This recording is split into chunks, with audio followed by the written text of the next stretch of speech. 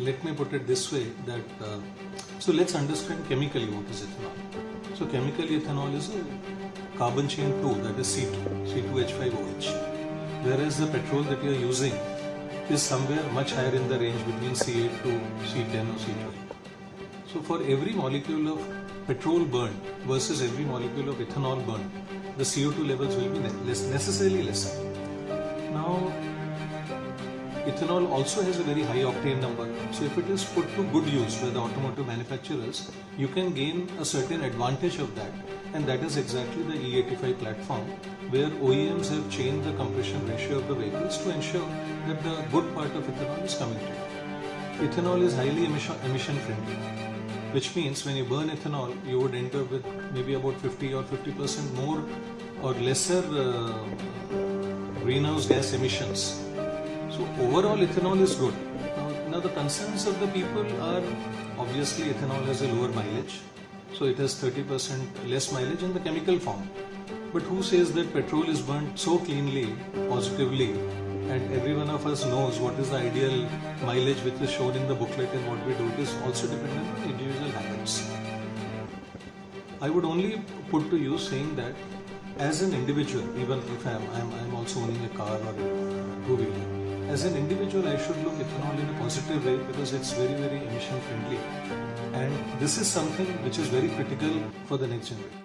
अब 20% ethanol petrol में डाल रहे हैं, सब झूठा प्रचार करते हैं, कोई इथेनॉल से कोई नुकसान नहीं हुआ है। अब लॉबीज है जो 22 लाख करोड़ रुपए इंपोर्ट करने में जिनको मलाई मिलती होंगी, वो जब हम कहेंगे कि इंपोर्ट खत्म होगा तो बेचारों का तो नुकसान होगा ही। तो हर प्रकार की लॉबी हमारे देश में होती है।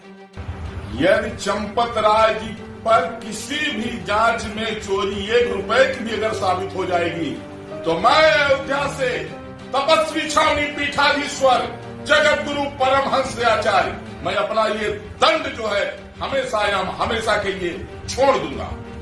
देव तुल्य है चंपत राय। चंपत राय जी के नेतृत्व में इतना विशाल भव्य राम मंदिर का निर्माण हुआ है, 1 रुपए की भी हेरा फेरी चंपत राय जी नहीं कर सकते हैं, मुझे पूर्ण विश्वास है। और मैं गारंटी के साथ कह रहा हूं, चाहे आप कोई भी जांच करा लीजिए, सीबीआई जांच करा लीजिए, 1 रुपए की अगर कोई चोरी किसी भी जांच में साबित हो जाएगी तो मैं ये दंड हमेशा के लिए रख दूंगा। और जो लोग बिना प्रमाण के तथ्यहीन जिस तरह से चंपत राय जी को अक्षत कर रहे हैं और चंपत राय जी के ऊपर झूठा आरोप लगा रहे हैं, ये लोग वही लोग हैं कि इनको जिस तरह से जिधर रोटी मिले उधर चले जाना, इनका अपना कोई वो नहीं है, राजनीतिक गिद्ध है और कुछ राजनीतिक गिद्धों के पालतू कुत्ते हैं। जिस तरह से देवतुल्य चंपत राय जी के ऊपर आरोप लगाया जा रहा है, यह बहुत ही निंदनीय है। और अगर ये लोग जो है उसका सबूत नहीं देंगे तो इनके ऊपर विधिक कार्रवाई मैं कराऊंगा। जितने लोग चंपत राय जी के ऊपर शब्द बोल रहे हैं और तथ्यहीन तर्कहीन जो साक्ष्यहीन जो है बयानबाजी हो रही है, इसको लेकर के मैं कोर्ट जाऊंगा, चाहे मुझे सुप्रीम कोर्ट तक जाना पड़े।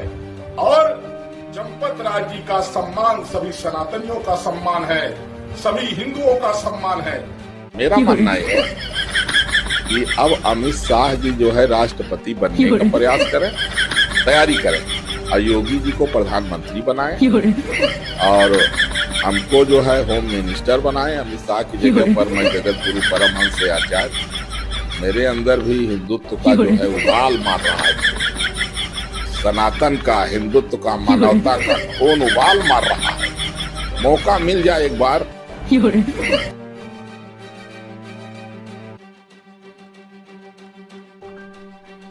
आप 3 दिसंबर को भाजपा सरकार बना दो।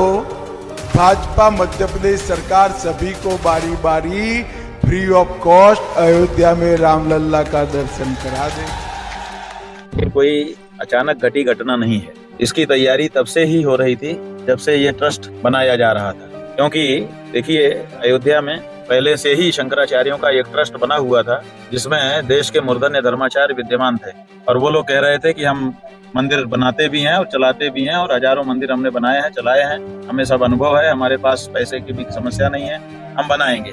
लिख करके भी उन्होंने दिया था, कोर्ट में भी दिया था और सरकार को भी दिया था, लेकिन उनको हटा दिया गया। उसके बाद जो कोर्ट में लड़ने वाले थे हिंदू समाज की ओर से पक्षकार, जिन्होंने मुकदमा जीता, जिसके कारण मंदिर बनने का मार्ग प्रशस्त हुआ, उनको भी हटा दिया गया और अपने खास विश्वस्त कार्यकर्ताओं का ट्रस्ट बनाया गया। तो ये खास लोगों को जब सेट किया जाता है किसी जगह पे, तो मानी हुई बात है कि इसका मतलब है कि जो इनको सबको अपने गोटी सेट कर रहा है वो कुछ ऐसा करना चाहता है जिसकी भनक किसी को ना लगे और काम होता जाए। तो इसका मतलब है कि पहले से ही ये योजना थी कि वहाँ पे अपने को अपना वातावरण करना है और फिर जो हम चाहें वो होना है। तो उसी अनुसार हो रहा है। जिस काम के लिए उनको बैठाया गया होगा वो काम करेंगे। कोई भी जो विश्वस्त व्यक्ति है जिसके लिए बैठाया जाएगा वो काम करेगा। इसमें बताया जा रहा है SIT की जांच चल रही है और दोषियों ये को- सब लीपापोती है, इसका कोई मतलब नहीं है। बताइए, जब बिना FIR के पुलिस को बुला लिया जाता है और पुलिस भी बिना कर्ज में कुछ दर्ज किए वहां पे पहुंच जाती है और 80 लाख जितना बड़ा रुपया कलेक्शन माने बरामद करती है और बरामद करने के बाद बिना किसी लिखा पढ़ी के वो ट्रस्ट को वापस भी सौंप देती है और कोई FIR नहीं लिखी जाती है, और उसके बाद जब ये मामला उछल जाता है, बाहर निकल के आ जाता है, तब वहाँ के जो सर्वा ट्रस्टी थे चंपत राय, वो मीडिया के सामने आकर के कहते हैं कि कुछ भी उल्लेखनीय नहीं है। तो इस सब का क्या मतलब है? महाराज जी, आप इसमें क्या लगता है कि आपको SIT में जांच में निकल के कुछ नाम आएंगे? अभी कुछ नहीं आएगा। वो अगर किसी को चाहते होंगे या इतना बड़ा हल्ला मच गया है, एक दो को बलि दे करके सबको बचा लो, तो उसके लिए अगर कुछ करें तो बात आपके अलग द्वारा है, राम मंदिर- अन्यथा कोई उसका आपके तात्पर्य द्वारा राम मंदिर निर्माण के समय जो में- चोर है अगर वही जांचकर्ता बनेगा तो कैसे निर्णय होगा? आप बताओ ना। जब केंद्र की सरकार इसको चला रही है और कहते हैं डबल इंजन की सरकार है, मतलब उत्तर प्रदेश की सरकार भी उसी के साथ कनेक्टेड है, संटिंग हुई है। डबल इंजन तो तभी हुआ ना जब संट हो जाए। तो जब संटिंग है इनकी, तो जब केंद्र की सरकार ने ट्रस्ट बनाया है, केंद्र की सरकार के निर्देश पर ही केंद्र सरकार के अफसर और उनके कार्यकर्ता इस ट्रस्ट को चला रहे हैं, और उसी से संबद्ध जब उत्तर प्रदेश की सरकार है, तो जो चोरी करने वाले हैं वही जांच करने वाले हैं। कैसे निर्णय होगा? कैसे इसमें स्पष्टता आएगी? मोदी जी और उनके साथियों का बस यही सपना, राम नाम जपना, पराया माल अपना। RSS बीजेपी से जुड़े होने के कारण मुख्य आरोपी खुलेआम घूम रहे हैं। प्रधानमंत्री नरेंद्र मोदी, मुख्यमंत्री योगी आदित्यनाथ समेत पूरा भाजपा RSS का तंत्र चंदा चोरी कांड से जुड़े चोरों को बचाने और मामले को दबाने में जुटा हुआ है। प्रधानमंत्री जी, भगवान श्री राम मंदिर से हुई इस लूट में दोषियों को बचाने वाले भी पूरे गुनहगार हैं। इस घिनौने कृत्य के लिए भगवान श्री राम तो आपको सजा देंगे ही, देश की जनता भी आपको सजा देगी।